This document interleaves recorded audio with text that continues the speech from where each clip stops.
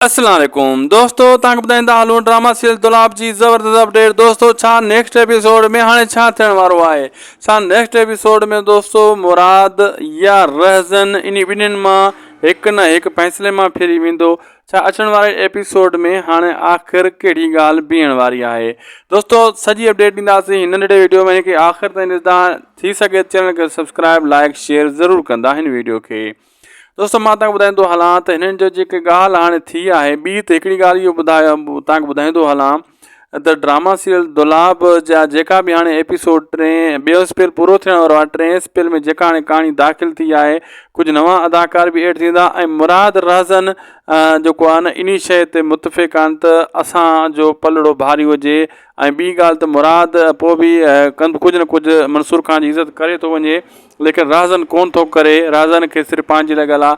हाणे उन खे शाहनवाज़ ख़ान जे बि पोयों जेको प्रेशर आहे, हेॾो बि जेको आहे प्रेशर लॻो पियो आहे, पुलिस जो प्रेशर। अहिड़े हिसाब सां जेको आहे न रहज़न वरी बि शाहनवाज़ ख़ान जी ॻाल्हि मञींदो, ओॾांहुं झुकी वेंदो अचण वारे एपिसोडनि में। ऐं ॿियो तव्हांखे ॿुधाईंदो हलां दोस्तों, ड्रामा सीरियल दुलाब जीअं ई टें स्पेल में दाख़िल थींदो, इन में तव्हां ॾिसंदो त कुझु ॿिया अदाकार बि एड थींदा ऐं उन्हनि जी कहाणी जॾहिं गॾु बि ड्रामो अञा दिलचस्प ऐं बहितरीनु थी वेंदो। असांखे ॾींदा इजाज़त। अल्लाह हाफ़िज़।